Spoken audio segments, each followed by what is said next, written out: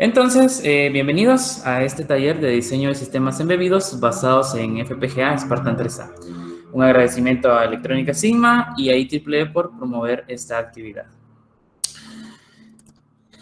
¿Cuál es el objetivo de este taller? Pues, como principal objetivo tenemos el de enseñar al estudiante de Ingeniería Electrónica los conceptos principales para desarrollar sistemas digitales utilizando FPGAs. A lo largo de estas aproximadamente 6 semanas de duración del taller, hablaremos de los siguientes aspectos: introducción a FPGA y VHDL, ejemplos de programación básica en VHDL, ejemplos de programación avanzada en VHDL, algunos protocolos de comunicación y, si el tiempo lo permite, trataremos algunos proyectos adicionales. Esto es, si logramos abarcar los temas anteriores. Bien, entonces, bienvenidos al taller número 1. Y antes de comenzar a hablar específicamente sobre las FPGA, hablemos un poco de los dispositivos digitales que normalmente conocemos. El primero que quiero mencionar son los procesadores. Y aquí tenemos de las marcas más reconocidas, ¿verdad? Estos regularmente se utilizan en ordenadores, ¿verdad? Y tienen la característica que pueden trabajar sobre cualquier plataforma, sobre cualquier software, pueden implementar cualquier instrucción, etcétera, etcétera. O sea, están diseñados para realizar diferentes aplicaciones. Otro dispositivo digital que normalmente conocemos son los microcontroladores. Y tanto procesadores como microcontroladores tienen algunas características en común. La principal diferencia es que los microcontroladores están diseñados para realizar una o pocas tareas específicas, mientras que los procesadores pueden realizar muchísimas tareas dependiendo de cómo se diseñan, ¿verdad? Los procesadores obviamente los vamos a encontrar en las computadoras que utilizamos a diario, y los microcontroladores, pues generalmente en dispositivos más específicos, refrigeradoras, microondas, etcétera, etcétera, ¿verdad? Entonces, ¿cuál es la característica en común que comparten estos dispositivos? Es que trabajan con lógica secuencial. Y como vemos en la imagen que se muestra en pantalla, estos sistemas, para poder procesar información, deben realizar una serie de pasos para brindar un resultado sobre la información que están procesando. Si bien estos dispositivos trabajan con velocidades de procesamiento muy altas, es imperceptible el tiempo en el que tardan en realizar estas operaciones. Sin embargo, por el hecho de tener varias etapas, tardan cierto tiempo en procesar la información. Entonces, aquí viene una pregunta muy importante. ¿Existirá algún dispositivo que nos permita procesar la información de forma más rápida que un procesador? Y la respuesta es que sí. Y es por eso que se han desarrollado las FPGAs. Muy bien. Definición de FPGA. La primera definición de la que vamos a hablar es que FPGA son las siglas de File Programmable Gate Array. Y es un dispositivo lógico que contiene un arreglo bidimensional de celdas lógicas genéricas e interruptores programables. Y una definición que nos da Xilinx es que una FPGA es un dispositivo semiconductor que está conformado de una matriz de celdas lógicas configurables conocidas como CLBs, conectados a través de interconexiones programables. Y como podemos ver en la imagen, tenemos nuestras celdas lógicas y dentro de cada una de ellas podemos implementar diferentes lógicas o diferentes circuitos lógicos. Y las podemos interconectar unas con otras a través de una red de interconexión. Y si hacemos un poquito de zoom sobre nuestra celda lógica, vamos a ver más o menos cómo está compuesta nuestra celda lógica. Vamos a hablar con detenimiento más adelante de esto. Bien, ¿cuál es el principio de funcionamiento de una FPGA? Pues una FPGA está compuesta de millones de transistores, con los cuales se puede implementar cualquier tipo de arreglo lógico. Y al referirme a cualquier tipo de arreglo lógico, me estoy refiriendo a compuertas lógicas, flip-flops, multiplexores, demultiplexores, ROMs, RAMs, etcétera, etcétera, etcétera. La mayoría de dispositivos lógicos que existen se pueden implementar dentro de una FPGA. Aquí hago una aclaración muy importante, y es que normalmente nosotros estamos acostumbrados a realizar programación utilizando o dedicada a programar software. Pero en la FPGA no estamos realizando programación de software, sino que estamos implementando hardware dentro de nuestro dispositivo. Como está conformada por millones de transistores, pues nosotros vamos a estar interconectando cada uno de ellos para realizar diferentes circuitos lógicos. Entonces, acá la programación es muy diferente a la que normalmente nosotros estamos acostumbrados. Bien, entonces acá en pantalla podemos ver una pequeña imagen de cómo está conformada una FPGA por dentro. Y como les mencionaba, pues no sigue el mismo patrón que un procesador normal, ya que un procesador sigue un circuito de instrucciones para procesar información, sino que nosotros estamos trabajando con lógica combinacional, como lo que podemos ver en pantalla. Lo que ven ustedes a la derecha en la pantalla es un diagrama esquemático de un dispositivo digital. Bien, continuemos. Antes de continuar ya con conceptos profundos de FPGA y VHDL, recordemos algunos conceptos. Del primero que vamos a hablar son los valores de tipo bit y los niveles de voltaje. Bien, todos los dispositivos digitales están basados en representación binaria, es decir, en términos de dos niveles lógicos, es decir, 0 y 1, o alto y bajo, o bien abierto y cerrado. Y esto es muy importante porque no todos los sistemas digitales trabajan con los mismos niveles lógicos. Por ejemplo, acá en pantalla podemos ver de que entre 2 y 5 voltios podemos tener un 1 lógico. Y entre 0 y 0.08 tenemos el 0 lógico. Pero las FPGAs trabajan con diferentes topologías. Generalmente la FPGA trabaja con la topología CMOS, como la que podemos ver en pantalla, que trabaja de 0 a 3.3 voltios. Y es muy importante que sepamos esto o que podamos determinarlo a través de la hoja de datos sobre esta información importante de nuestra FPGA, ya que si no utilizamos el nivel de voltaje adecuado, pues obviamente vamos a dañar nuestro dispositivo. Muy bien. El transistor acá es la unidad básica para poder crear una FPGA. Y pues todo circuito digital está construido a base de transistores. Y recordemos que un transistor es un circuito activo elemental utilizado como un amplificador o como un switch digital. Y a través de la combinación de cada uno de estos transistores podemos crear diferentes dispositivos lógicos. Muy bien. Obviamente nosotros vamos a utilizar compuertas lógicas y acá podemos tener una pequeña imagen de las compuertas lógicas que normalmente vamos a encontrar o que normalmente vamos a implementar dentro de la FPGA. Un concepto muy importante en el que se basan todos los dispositivos digitales es sobre su señal de reloj. Y es que una señal de reloj oscila entre dos estados lógicos, 1 y 0. Y se utiliza básicamente para sincronizar circuitos digitales. La señal de reloj se asemeja mucho a una señal periódica de tipo cuadrada, como la que podemos ver en la imagen. De esta señal de reloj, lo que más nos debe importar es el periodo o la frecuencia de señal, ya que a mayor frecuencia, la velocidad de procesamiento de la información va a ser mayor. Y acá las señales de relojes tienen la característica que tanto el estado en el que se encuentran en nivel alto como el estado en el que se encuentran en nivel bajo tienen el mismo periodo, ¿verdad? Entonces, la señal de reloj tiene dos propiedades importantes. La primera es que si pasa de un nivel lógico bajo a uno alto, se le conoce como flanco de subida, en inglés, rising edge. Y si la señal de reloj está en un nivel alto y pasa a un nivel bajo, se le conoce como flanco de bajada o falling edge. Y aquí lo podemos ver representado en la imagen de abajo. Esto es muy importante porque a través de estos dos estados de rising edge o de falling edge, nosotros vamos a implementar nuestros circuitos digitales dentro de la FPGA. Muy bien. Hablemos ahora de las partes de una FPGA. La primera es que todas las FPGAs tienen entradas y salidas. Y estos pines nos permiten comunicar la FPGA con el entorno que lo rodea. Entonces, veamos la imagen que aparece en pantalla. Esta es una FPGA. Y acá los pines de entradas y salidas van a ser marcados con los recuadros en rojo. Y obviamente nos permite comunicarnos con otros dispositivos digitales, con otra FPGA, con módulos, etcétera, etcétera, etcétera.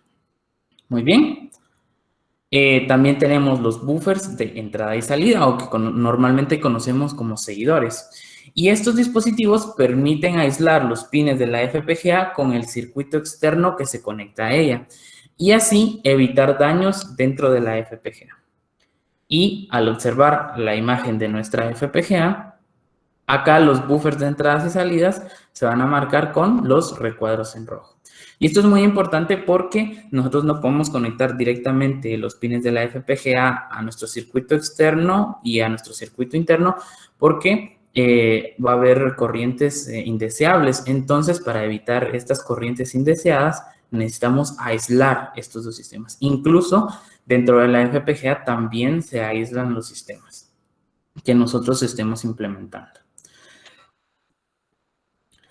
Muy bien, ahora hablemos de los CLBs, y son los elementos básicos utilizados para implementar bloques lógicos dentro de una FPGA. Y según la imagen de la FPGA que les he estado mostrando, los CLBs son los bloquecitos en azul, lo cual vamos a remarcar con recuadros en rojo. Cada uno de estos CLBs tiene otros componentes internos, de los cuales vamos a hablar a continuación. El primero es el multiplexor. Y un multiplexor es un selector con n opciones de selección y 2 a la n-1 pines de entrada y un solo pin de salida. Y como podemos ver en la imagen, aquí tenemos algunas representaciones del multiplexor. Por ejemplo, si tenemos un multiplexor con 4 pines de entrada y un pin de salida, la cantidad de bits que yo necesito para representar estos 4 pines de entrada son únicamente 2. Y a través de estos 2 pines voy a redireccionar una de las entradas hacia mi salida. Igual, si tuviésemos un multiplexor con 8 pines de entrada, yo necesito únicamente 4 pines de selección para poder seleccionar cualquiera de esas opciones y redirigirlas hacia la salida. Muy bien, también tenemos los flip-flops, que son básicamente elementos de memoria dentro de la FPGA, pero no se confundan, los flip-flops no almacenan información literalmente, sino que en realidad almacenan el estado de una variable. Recordemos que tenemos niveles 0 y 1, entonces hay momentos en los que nosotros necesitamos mantener este valor por cierto tiempo, y es esa la importancia de los flip-flops, que nos van a permitir almacenar el estado de una variable. Si podemos ver en pantalla, la imagen, la representación de un flip-flop la tenemos a la derecha, y aquí el símbolo CP hace referencia a la señal de reloj que va a estar conectado a este flip-flop. Entonces, cuando esta señal de reloj esté cambiando, también van a estar cambiando los estados dentro de nuestro flip-flop. Y a la izquierda podemos ver cómo está constituido básicamente un flip-flop internamente utilizando compuertas lógicas. Otro elemento muy importante que vamos a encontrar dentro de la FPGA son las lookup table, o conocidas como LUT. Básicamente estos dispositivos son tablas de verdad. Estos valores se almacenan en bits de tipo SRAM. Entonces, pueden imaginar lo siguiente: nosotros cuando estemos programando nuestra FPGA, dentro de la FPGA vamos a rellenar tablas de verdad para poder conectarlas a nuestro circuito digital. Entonces, lo importante de esta LUT es que la arquitectura con la que se diseñan puede ser usada para implementar cualquier función lógica. No tengo un diagrama de cómo está constituida una LUT, porque esto ya son cuestiones del diseñador, pero si vemos la imagen de nuestra FPGA, las CLB serían los recuadros en azul. Si le hacemos un poquito de zoom a la imagen, vamos a ver que la CLB está conformada por otros 4 elementos. Si hacemos un poquito más de zoom, vemos que la CLB tiene elementos conocidos como slice, y tenemos 2 tipos de slice: el slice tipo M y el slice tipo L. En el slice tipo L, este dispositivo está optimizado para implementar circuitos lógicos. Eso quiere decir que en nuestro código de programación, cuando estamos realizando compuertas lógicas o cualquier lógica de programación, el entorno de desarrollo va a convertir nuestro código de programación a hardware y ese hardware lo va a implementar dentro de los slices tipo L.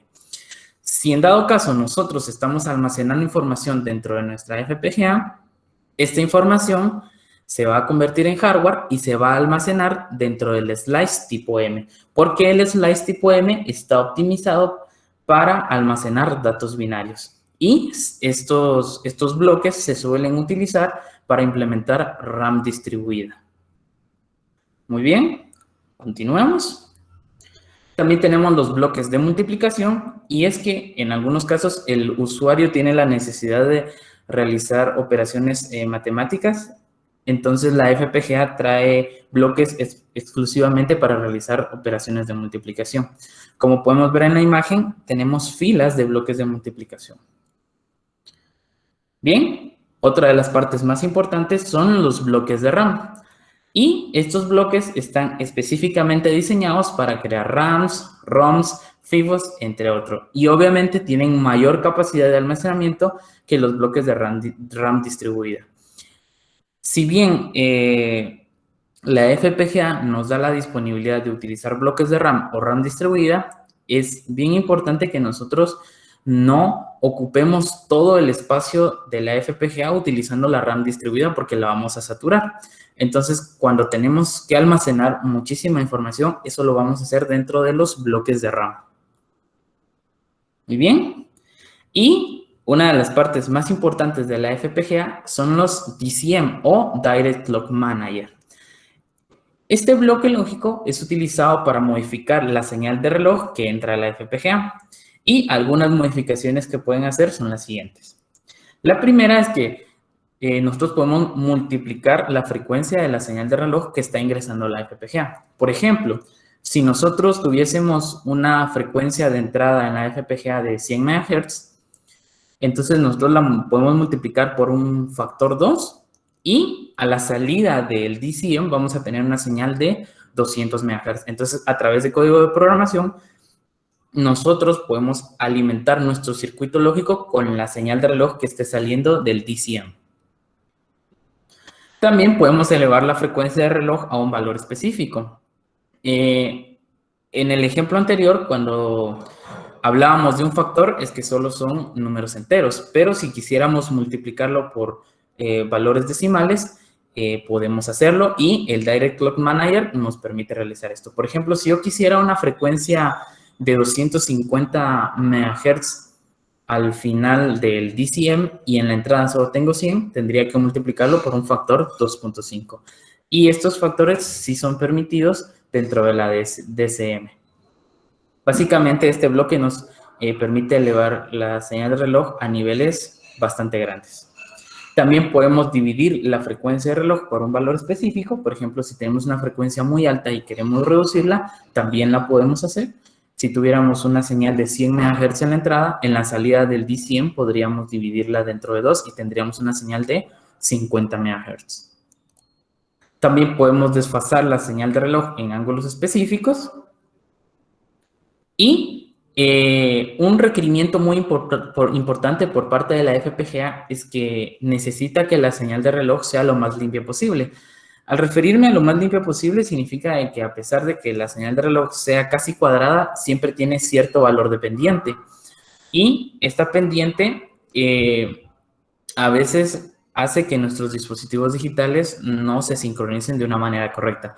Entonces, entre más recta sea esta pendiente, mejor para la FPGA. Entonces, a veces los dispositivos que le conectamos a la FPGA, las señales de reloj, no tienen esta característica. Por lo tanto, el DCM también permite estabilizar y limpiar la señal de reloj que está entrando a nuestro dispositivo. Y en la imagen que podemos ver en pantalla, tenemos los bloques de DCM de una FPGA, que son partes bastante grandes dentro de la FPGA. Bien, hablemos ahora de las familias y desarrolladores de FPGA. De los principales desarrolladores de FPGA que hay a nivel mundial es Xilinx. Y estas son las familias principales de Xilinx. Tenemos a la familia Spartan, a la familia Virtex, a la familia Kintex, Artix y a la familia Saenco. Nosotros durante este taller vamos a estar trabajando un poco con la familia Spartan y las familias Virtex, Kintex y Artix ya ofrecen muchos más periféricos, mayor cantidad de pines, pueden trabajar con señales de reloj más altas, pueden procesar mayor cantidad de información. Incluso dentro de estos dispositivos nosotros podemos implementar nuestros propios procesadores, es decir, que nosotros podemos crear un sistema operativo, qué sé yo, hay muchas aplicaciones que podemos realizar con estos dispositivos. En el caso de la familia Saenco, esta no es una FPGA como tal, sino que es un SoC. Y SoC son las siglas de System on a Chip.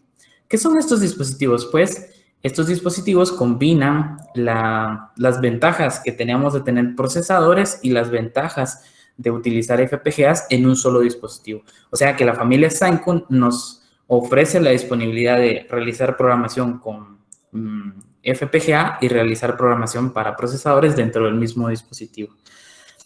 El único inconveniente es que todos estos dispositivos son bastante caros, ¿verdad?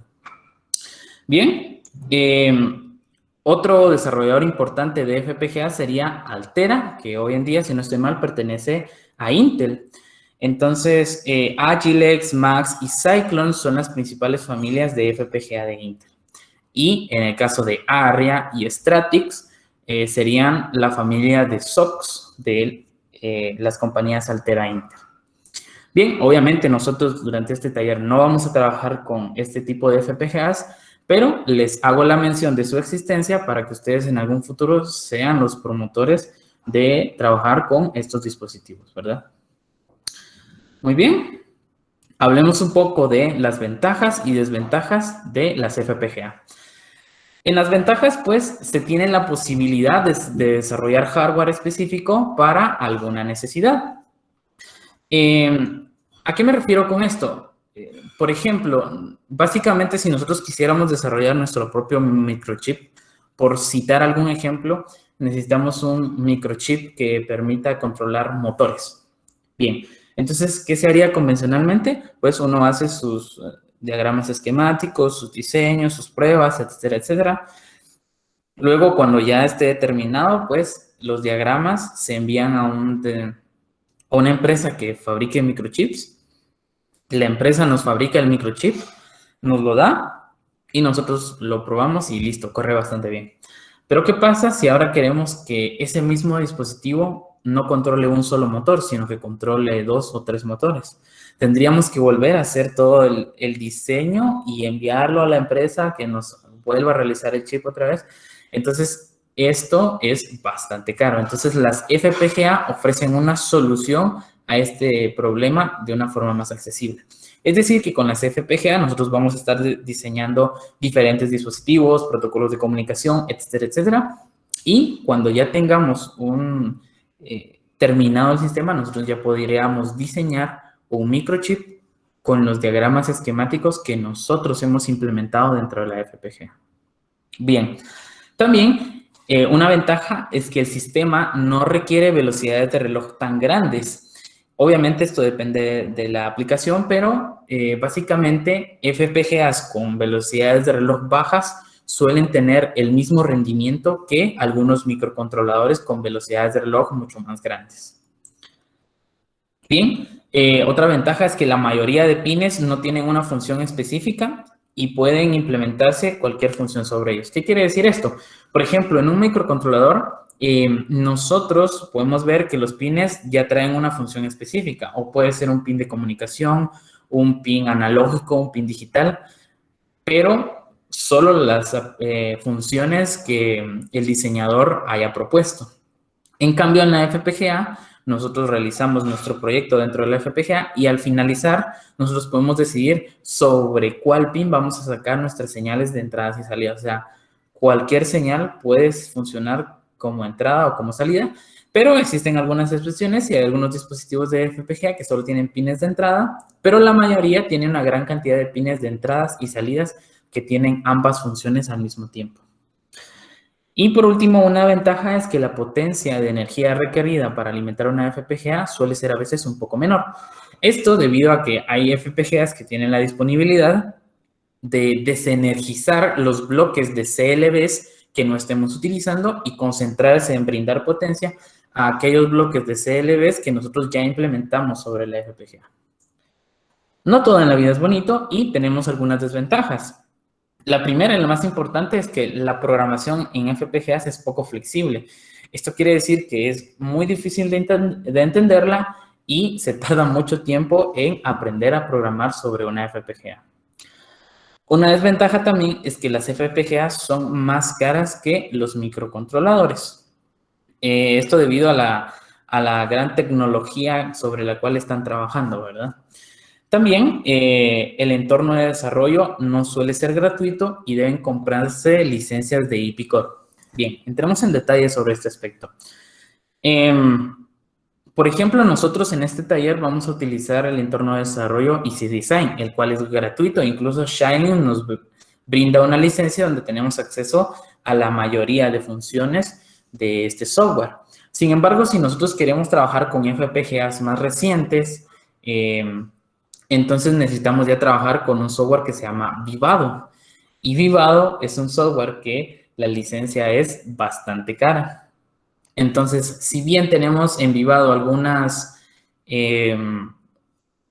tiempos de prueba o tenemos algunas versiones gratuitas de Vivado que son bastante antiguas, no tenemos la gran cantidad de herramientas que ofrecen los softwares recientes, ¿verdad? Entonces, para poder tener acceso a estas herramientas necesitamos comprar una licencia, lo cual es bastante caro.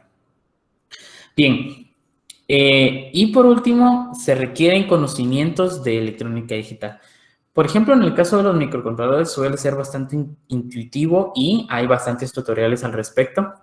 Entonces, simplemente realizamos nuestro código de programación, conectamos nuestro circuito y listo. Sin embargo, para desarrollar sistemas embebidos dentro de FPGAs, nosotros necesitamos conocer el funcionamiento de los diferentes dispositivos digitales, con puertas lógicas, flip-flops, multiplexores de multiplexores, ROMs, RAMs, registros, etcétera, etcétera, etcétera. Entonces, porque vamos a utilizar cada una de estas herramientas dentro de nuestra implementación. Entonces, sí es importante de que ustedes se centren en entender cómo funcionan los dispositivos básicos de electrónica digital. Nosotros acá no lo vamos a ver de forma analógica, pero todo el código de programación que vamos a implementar sí que se va a convertir en dispositivos digitales y se va a implementar dentro de la FPGA. Entonces, sí es importante de que ustedes conozcan estos dispositivos. Bien, aquí viene una pregunta muy importante. ¿Y qué FPGA debo usar para alguna aplicación específica? Pues vamos a hablar sobre algunos aspectos importantes. El primero es conocer los periféricos que se van a conectar a la FPGA. Esto es importante porque recordemos que no todos los dispositivos trabajan con el mismo nivel de voltaje. Hay algunos que trabajan con 5 voltios, hay otros que trabajan con 3, que es el caso de las FPGA. Entonces, no podemos conectar periféricos que trabajan con 5 con la FPGA que trabaja con 3 porque vamos a dañar ya sea los pines de la FPGA o la FPGA por completo. Entonces, es bien importante que sepamos esto. Bien, hay que hacernos una pregunta y es que saber si el sistema que nosotros vamos a crear requiere de una velocidad de reloj alta. Una solución para esto es que obviamente vamos a utilizar un Direct Clock Manager. Sin embargo, hay aplicaciones donde el Direct Clock Manager se queda corto.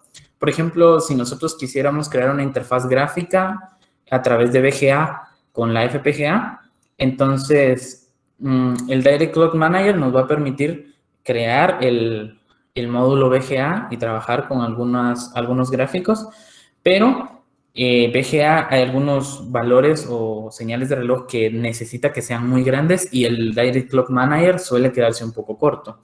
Entonces, para ese caso sí tendríamos que buscar FPGAs que trabajen con velocidades de reloj mucho más grandes o que el Direct Clock Manager que tengan dentro de ellos pueda alcanzar las velocidades de reloj que nosotros necesitamos. Entonces, ojo, eso es muy importante, que ustedes sepan cuál va a ser la velocidad de reloj con la que va a trabajar su sistema. También tenemos que revisar la cantidad de pines a utilizar, porque no vamos a comprar una FPGA que tenga una gran cantidad de pines si no los vamos a utilizar.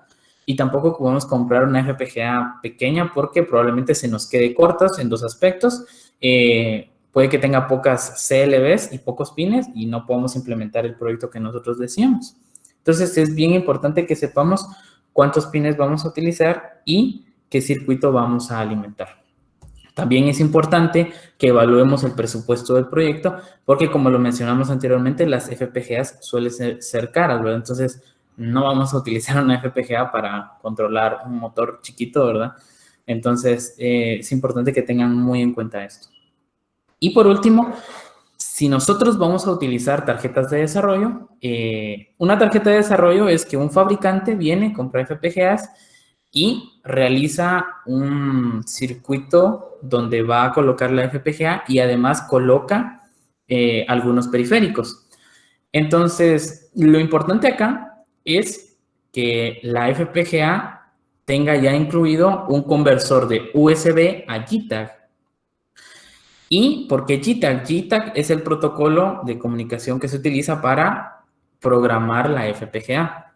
Entonces, generalmente las FPGAs no traen este conversor, entonces Xilinx ofrece un módulo de conversión de USB a JTAG para poder programar cualquier FPGA. Sin embargo, esta tarjeta es bastante cara y si no sé mal, ronda los $150. Entonces, lo que hacen algunos fabricantes de tarjetas de desarrollo es que utilizan un microcontrolador para emular el protocolo JTAG y para hacer un conversor de USB a JTAG. Entonces, es importante que ustedes, antes de comprar su tarjeta de desarrollo, observen que tenga este conversor de USB a JTAG. Muy bien. Entonces, con ustedes la tarjeta de desarrollo Elbert B2. Vamos a hacer aquí una pequeña pausa. Solo quiero revisar si hay algún mensaje dentro del chat. Parece que no. No sé si de momento tengan alguna duda o pregunta.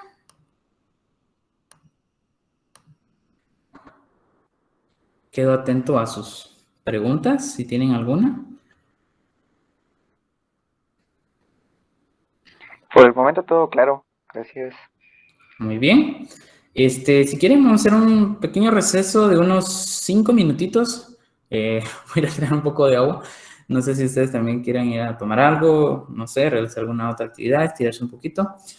Vamos a la mitad de la presentación, entonces nos queda bastante camino por delante. Entonces, si quieren, nos tomamos unos 5 minutos, regresamos justamente a las 3 de la tarde y no se desconecten, quédense por acá, solo que a las 3 vamos a continuar, ¿sí?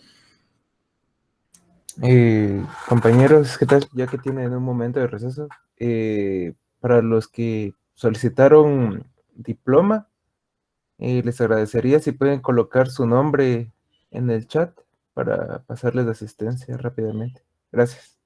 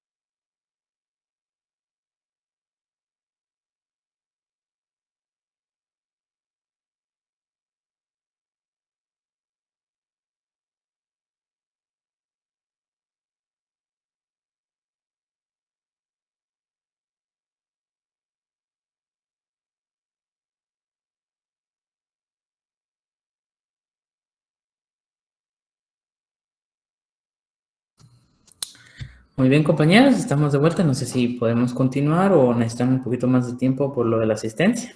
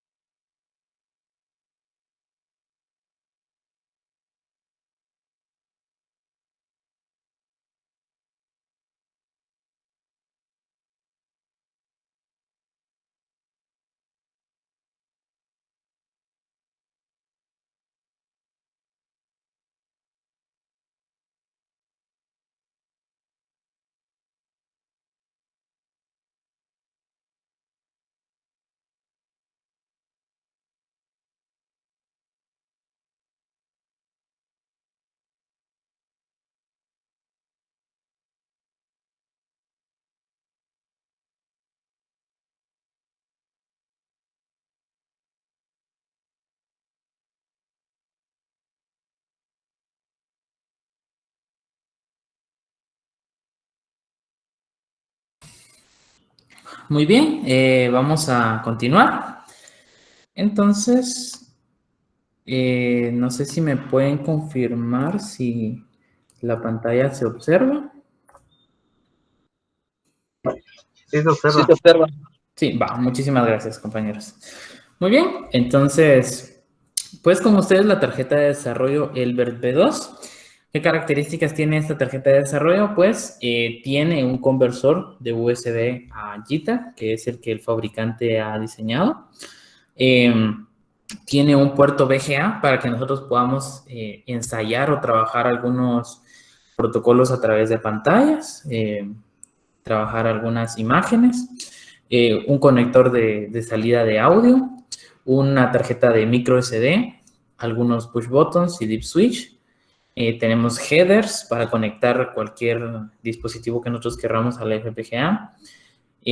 3 displays de 7 segmentos, 8 tipos de LEDs y obviamente lo más importante, nuestra FPGA. Hablemos un poquito de la FPGA que contiene nuestra tarjeta de desarrollo, pues es una Spartan 3AN y el modelo es el XC3S50AN, que viene dentro de un paquete tipo TQG 144. Y pues aquí tenemos básicamente cómo está conformada nuestra FPGA, es de lo que hablamos anteriormente. Pues con esta FPGA podemos llegar a realizar como máximo 50,000 compuertas lógicas. Tiene dentro de ella 176 CLBs que corresponden a 704 diferentes slices. Podemos implementar dentro de la FPGA hasta 11 kilobits de RAM distribuida y podemos procesar 54 kilobits de RAM en bloques. También tenemos 3 multiplicadores dedicados, 2 manejadores de reloj y por último 108 diferentes pines de entradas y salidas, donde hay que recordar que hay algunos pines que solo pueden funcionar como entradas de señal. Esto pues ya lo vamos a ver un poquito más adelante con la hoja de datos del fabricante. Bien, hablemos ahora de los lenguajes de programación que debemos aprender para trabajar con las FPGAs. El primero es VHDL y también tenemos uno muy popular que se conoce como Verilog. VHDL es una combinación de siglas de VHSync, que significa Very High Speed Integrated Circuit, y HDL, que significa Hardware Description Language. Por lo tanto, VHDL es un lenguaje de descripción de hardware de circuitos integrados de alto nivel. Entonces, VHDL es lo que nos va a permitir programar nuestra FPGA. En este taller no vamos a hablar de Verilog, pero Verilog es un lenguaje bastante parecido a VHDL, pero tiene sintaxis un poco más parecida a los softwares de programación que normalmente estamos acostumbrados a ver. Bien, entonces, hablemos primero de la secuencia de desarrollo de proyectos utilizando VHDL. Por ejemplo, cuando ustedes vayan a hacer su proyecto de electrónica 3, lo primero que tienen que hacer es realizar un diagrama esquemático. Esto es muy importante porque no es tan rentable o meternos a hacer programación directamente, sino que nosotros tenemos que tener una idea de qué es lo que vamos a implementar. Entonces, tenemos que hacer un diagrama esquemático de los bloques que vamos a utilizar, de cómo van a estar interconectados estos bloques, cuántos pines de entradas y salidas vamos a tener, qué es lo que vamos a tener conectada a nuestra FPGA. Entonces, es importante que realicemos todo esto para que el código, cuando realicemos nuestro código de programación, tengamos una idea más general de cómo vamos a implementar todo a través de texto. Bien, una vez realizado nuestro diagrama esquemático, tenemos que ya redactar nuestro código de programación. Entonces, al finalizar la redacción de nuestro código de programación, el software nos permite realizar una revisión de sintaxis para ver si nos hizo falta alguna sentencia, algún punto y coma, si declaramos todas las señales que vamos a utilizar, etcétera, etcétera. Posterior a eso, ya podemos sintetizar el proyecto. ¿Qué significa esto de sintetizar? Pues el software de programación va a evaluar si toda la lógica que nosotros tuvimos de nuestro código de programación se puede realizar en hardware o se puede implementar en hardware. Vamos a hacer una pequeña pausa, creo que alguien escribió en el chat. Bueno, creo que solo es de asistencia. Prosigamos. Bien, entonces,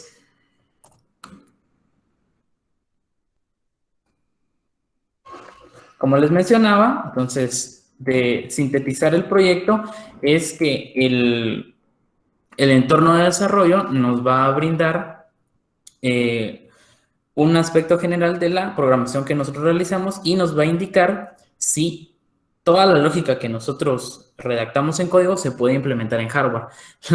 Hay muchas lógicas que no se pueden realizar, entonces sí es importante que nosotros sepamos cómo es que trabaja este sintetizador para que nosotros podamos crear programación que él sí pueda aceptar. No toda la programación que nosotros nos podemos imaginar se puede implementar.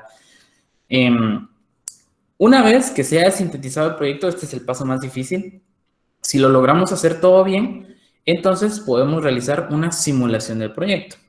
Esto es muy, muy importante porque a pesar de que la FPGA pueda programarse muchas veces, se va desgastando conforme pasa el tiempo. Entonces, si nosotros queremos alargar la vida de nuestra FPGA, no la podemos estar programando a cada rato, ¿verdad? Entonces, acá lo importante es de que una vez que nosotros hayamos sintetizado el proyecto, realicemos una simulación para ver si todos los parámetros que nosotros especificamos trabajan bien. Esto es muy importante porque en la simulación podemos darnos cuenta si puede existir algún cortocircuito o algo así, etcétera, etcétera. Entonces, con esto podemos evitar daños a nuestra FPGA. Como comentario personal, sí, yo ya arruiné mi FPGA por no estar realizando simulaciones. Entonces, sí es bien importante que las hagamos, ¿verdad? Muy bien. Posterior a eso, el software va a implementar el diseño. En esta etapa, nosotros tenemos que indicarle al software qué tipo de FPGA estamos utilizando, es decir, el modelo y el paquete, y especificar cuáles van a ser los pines de entradas y salidas. Entonces, cuando nosotros especifiquemos esto, él ya va a unir todo el proyecto sintetizado y lo va a unir con los pines de entradas y salidas que nosotros hemos especificado. Luego de eso, nosotros ya podemos generar nuestro archivo de programación que generalmente tiene la extensión .bit y este archivo .bit ya lo vamos a poder cargar a nuestra FPGA. Muy bien. Hablemos ahora de las partes de un proyecto de VHDL. Acá en pantalla tenemos un ejemplo bastante básico de un proyecto en VHDL. Y todos los sectores se han separado a través de las líneas con color verde. La primera sección que vamos a encontrar son las librerías. luego la entidad del proyecto y por último la arquitectura. Hablemos a detalle de cada una de estas partes. En las librerías, obviamente, aquí tenemos todos los tipos de datos que nos van a permitir escribir nuestro código de programación. Generalmente la librería que se suele utilizar siempre es la IEEE y contiene todos los tipos de datos básicos utilizados en VHDL. Aquí cabe resaltar que ustedes como usuarios también pueden crear sus propias librerías. La librería Unisim es muy especial porque contiene algunas sentencias utilizadas para implementar instancias primitivas.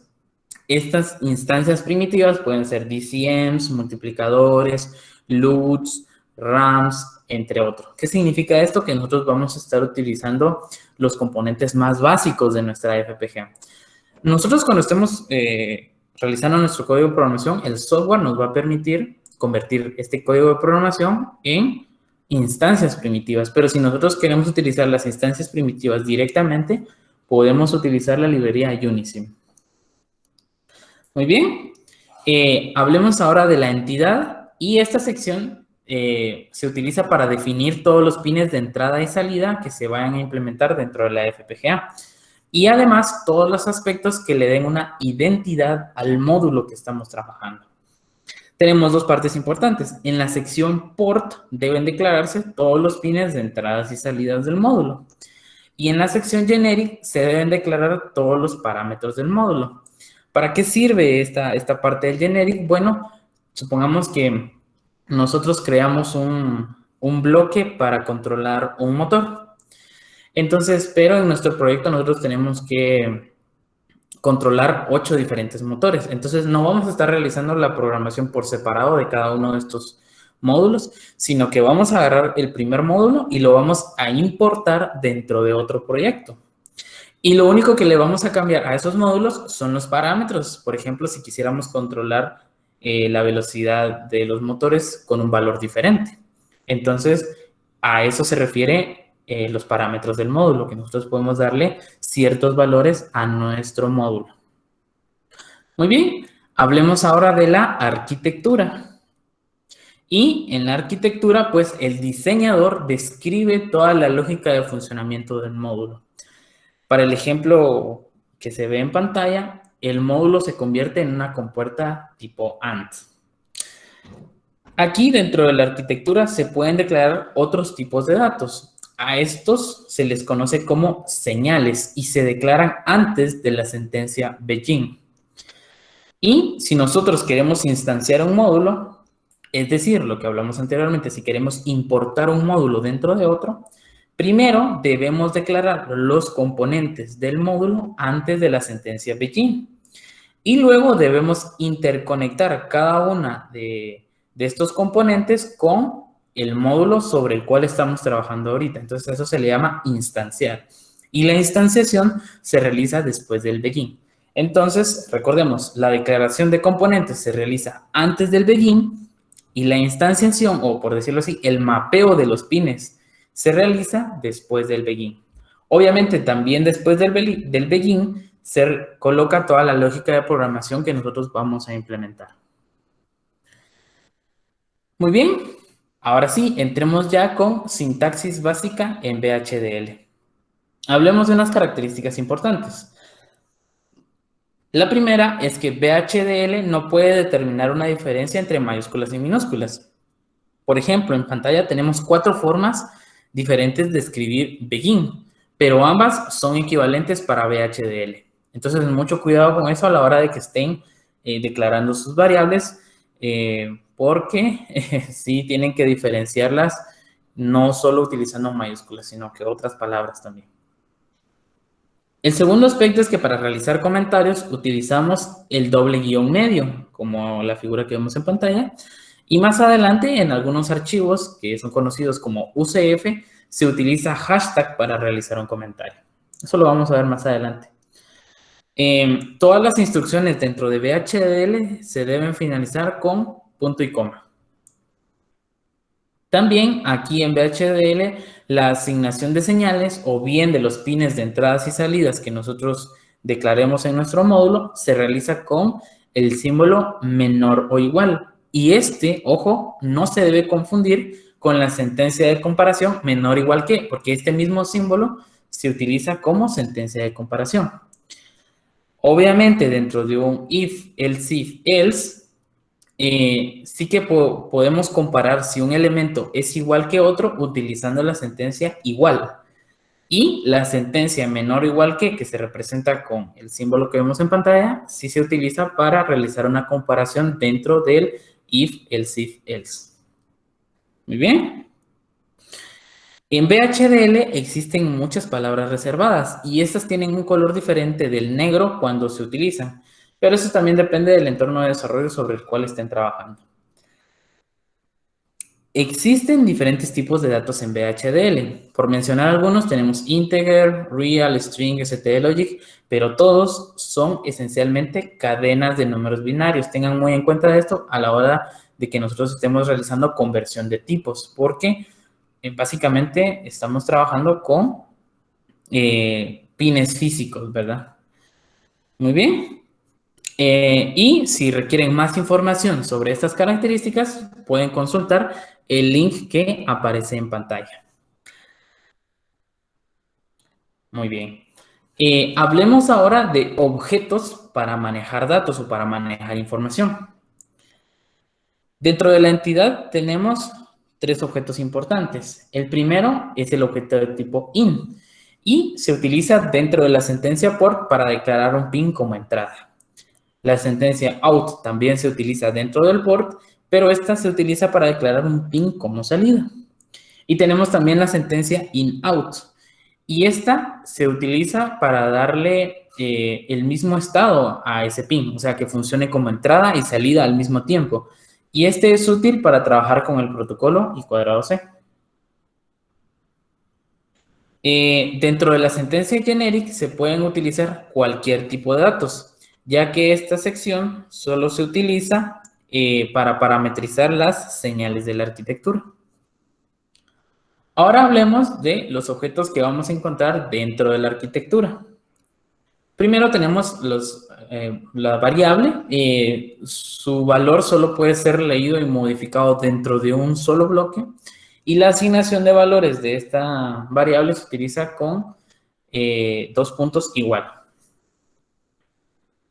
También tenemos las signal o señales. Y estos elementos se utilizan para interconectar bloques de información. Su valor solo puede ser modificado desde un único bloque, pero el valor puede ser leído desde otros bloques. Si en un mismo bloque se desea leer y modificar el valor de una señal, necesitaríamos de una señal de reloj. Acá, la asignación de valores a una señal se realiza con el símbolo menor o igual. Bien, también tenemos el objeto constant, que sirve para almacenar información dentro de los bloques lógicos de la FPGA, es decir, en los slices tipo M. La información almacenada no se puede modificar y generalmente se utiliza para implementar ROMs. Y recordemos que no es tan conveniente utilizar los bloques lógicos de la FPGA para almacenar información porque la vamos a saturar. Hay otras formas también de almacenar información dentro de la FPGA. También tenemos el tipo array y esta sentencia se utiliza para realizar una colección de objetos, donde cada uno es del mismo tipo de objeto que declaramos dentro del array. Y aquí el array nos sirve para implementar matrices, como las que estamos acostumbrados a ver en otros softwares de programación. También tenemos el objeto tipo type y subtype. Y estas sentencias se utilizan para que el usuario pueda declarar sus propios tipos de datos. O sea que como ustedes como usuarios pueden darle cualquier nombre a una variable, pero esta también tiene que estar en función de estándares lógicos. Y hablemos ahora de los tipos de datos que van a acompañar a estos objetos. Es decir, que a la par de una signal, nosotros vamos a tener el tipo, los tipos que vamos a mencionar ahorita. El primero sería el integer range. Y este tipo de datos se utiliza para representar números que puedan ser representados con 32 bits. Podemos encontrar el integer por sí solo o el integer range. Si nosotros simplemente definimos integer, VHDL sobreentiende que el número que nosotros estamos definiendo, él necesita utilizar los 32 bits. Pero si nosotros le brindamos un rango a esa señal o a esa variable, VHDL va a utilizar menor cantidad de pines para representar este número. Por lo tanto, el rango de los tipos integer pueden ser definidos por ustedes. También tenemos el tipo bit. Es un dato de tipo lógico que solo puede tener dos valores, es decir, 0 y 1. También tenemos el tipo de dato bit vector y consiste en un conjunto de dos o más datos de tipo bit. Tenemos el stdlogic, que se parece mucho al tipo bit, solo que este es un poco más realista, porque puede llegar a tener 9 valores diferentes. Los más habituales son X, valor desconocido, Z, alta impedancia y obviamente los estados lógicos 0 y 1. El stdlogic vector consiste en un conjunto de dos o más datos de tipo stdlogic. También tenemos el tipo booleano, que se utiliza para representar valores con true o false. También tenemos el tipo natural. Son valores de tipo entero, desde X hasta el valor que ven en pantalla. También tenemos los positivos, que son números mayores que 0 hasta el número que ven en pantalla. También tenemos los tipos reales, que son valores de punto flotante. Tenemos el tipo carácter, que son valores disponibles en el estándar ASCII de 7 bits. También tenemos el string, que es un arreglo de caracteres. Y también tenemos el tipo time, que se utiliza para implementar dimensionales de tipo tiempo. Y algunos ejemplos de estos dimensionales son horas, minutos, segundos, milisegundos, etcétera, etcétera. Y si necesitan más información, por favor consultar el siguiente link que ven en pantalla. Como tenemos una gran cantidad de tipos en VHDL, también podemos convertir ciertos tipos a otros. Y eso lo hacemos con sentencias para conversión de tipos. Hay una gran cantidad de conversión de tipos en VHDL, pero solo me voy a centrar en hablar en dos. Este que vemos en pantalla, el comp stdlogic vector, permite la conversión de datos de tipo integer a stdlogic vector.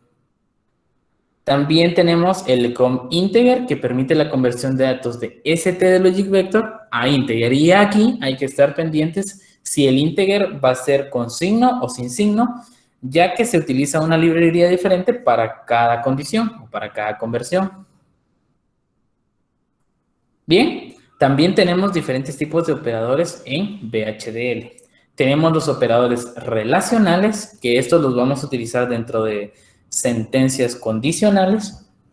Tenemos el igual que, el no igual, el mayor que, el menor que, el menor igual que y el mayor o igual que.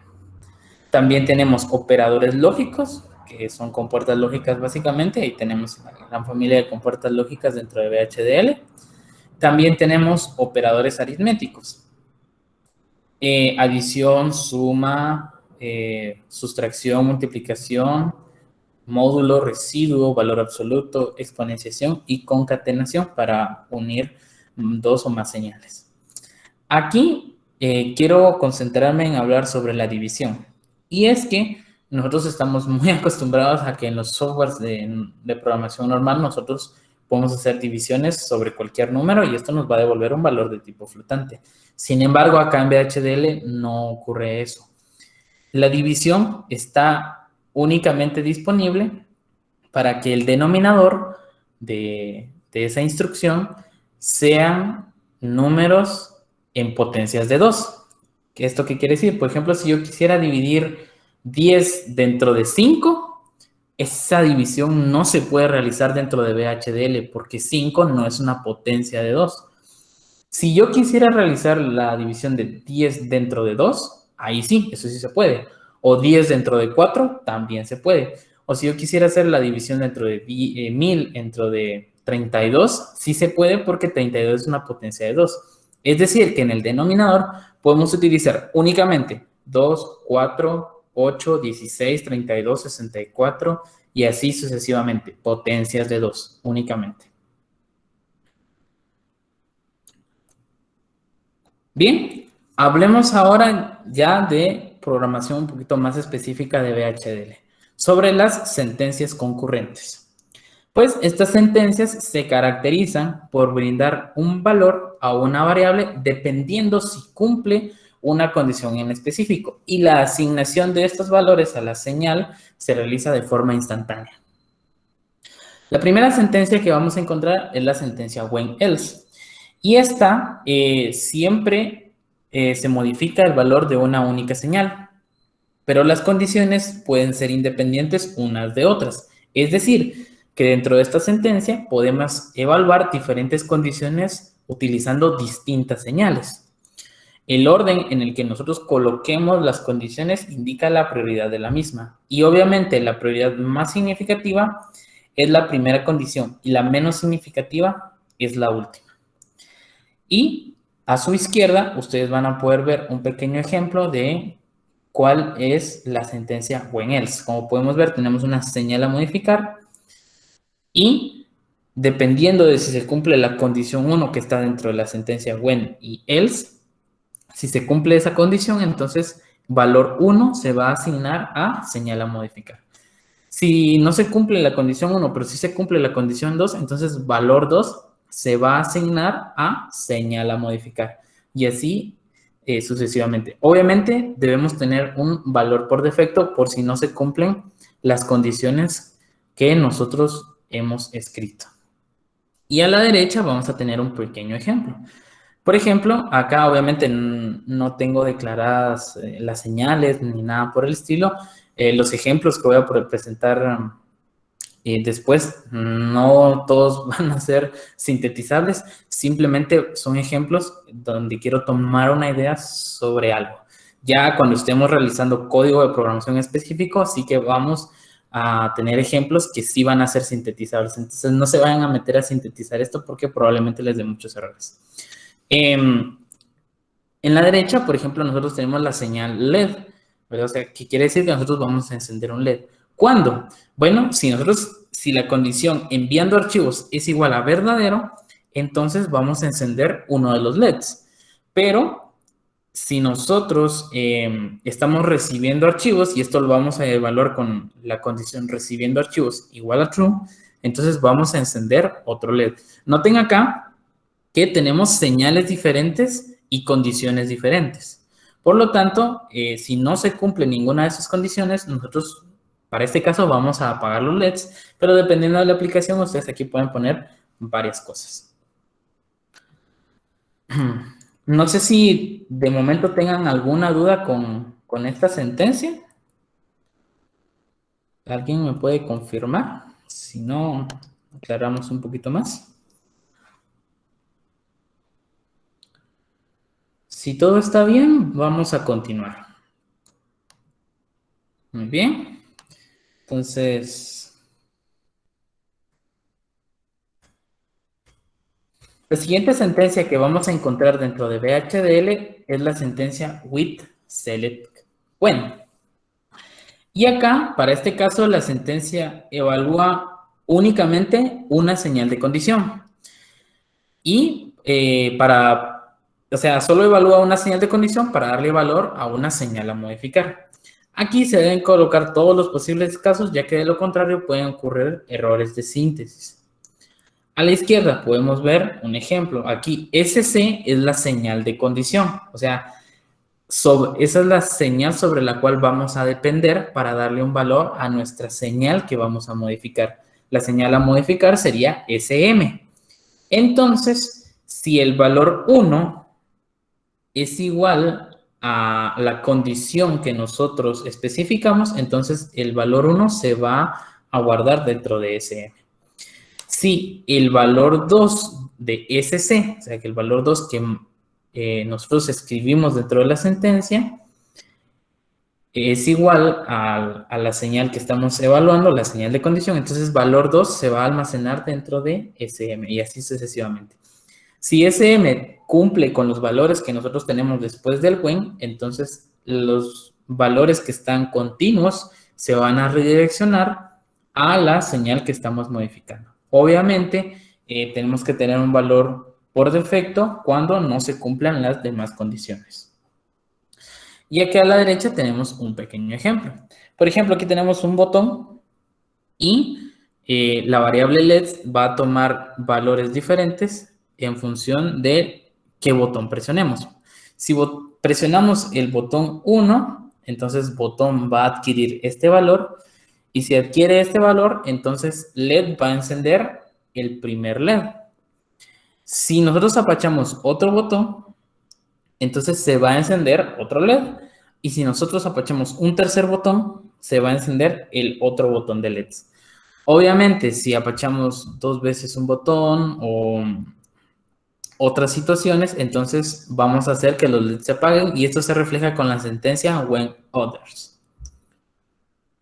Muy bien. Hablemos ahora de las sentencias condicionales. Para trabajar con sentencias condicionales, nosotros debemos definir bloques o dominios que servirán para delimitar las señales de condición que vamos a monitorear. Todas las sentencias condicionales van dentro de este dominio. ¿Y a qué dominio nos referimos? Pues a la sentencia process. Process es una sentencia que necesita monitorear los momentos en los que una señal tiene un cambio de estado lógico. Solo pueden usarse señales de un bit y para eso utiliza una lista de sensibilidad que será definida por el usuario. Cada vez que las señales de la lista tengan un cambio de estado, se evaluarán las condiciones que el usuario insertó dentro de la lista de sensibilidad del proceso. Entonces, acá en pantalla podemos ver un ejemplo de cómo se escribe un bloque o un dominio. Como pueden ver, aquí yo le puedo brindar cualquier nombre que yo quiera a ese dominio. Posterior a eso van los 2 puntos, el process, y dentro del paréntesis, aquí debo redactar la lista de sensibilidad separada por comas. Es decir, las señales que yo quiero monitorear. También tenemos, después del process, que declarar la sentencia begin. Y si vamos a utilizar variables, las variables se declaran antes del begin. Entonces, acá, cuando anteriormente hablamos de las variables y decíamos que su valor solo se puede modificar dentro de un solo bloque, nos estamos refiriendo a que el valor solo puede modificarse dentro del proceso. No podemos utilizar esa variable en otro proceso. No se puede, solo dentro de un solo proceso. Después del begin, ahí sí van las condiciones que nosotros vamos a evaluar. ¿Y qué condiciones tenemos?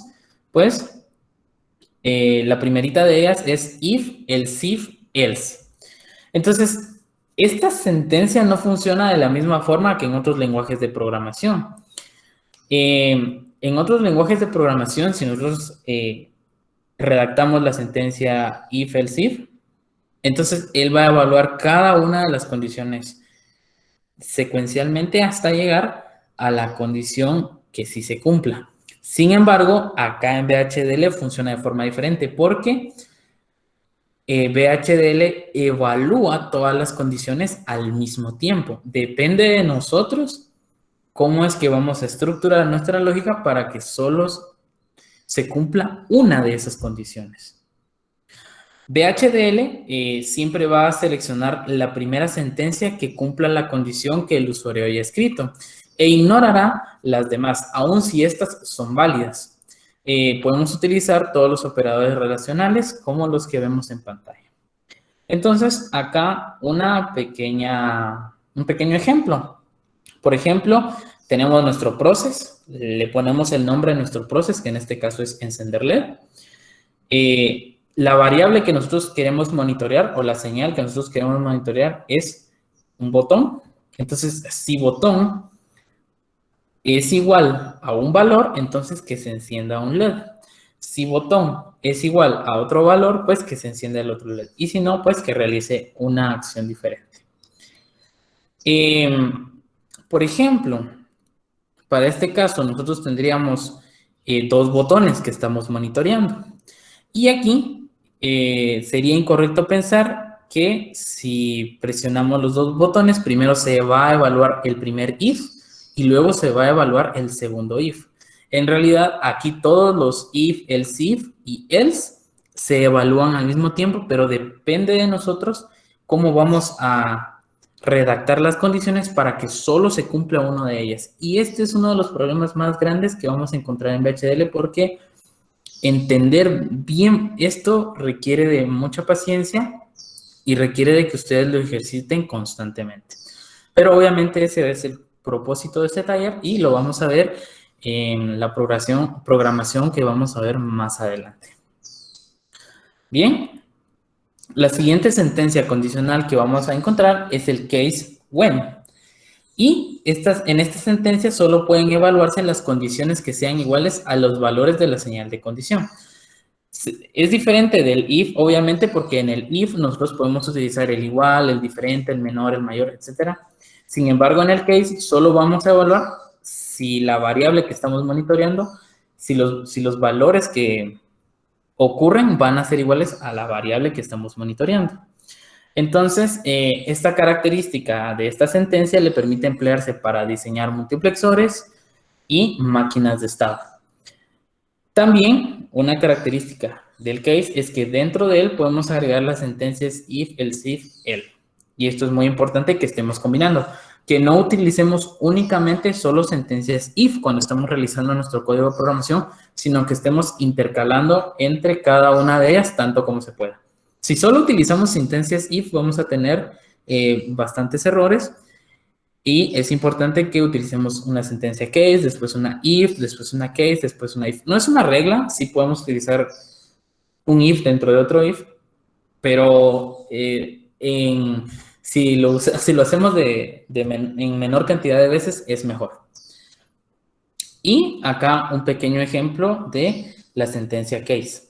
Como podemos ver, acá sí ya tenemos dos variables que queremos monitorear y la primera variable que vamos a monitorear la vamos a utilizar con la sentencia case y la segunda variable la vamos a monitorear con la sentencia if.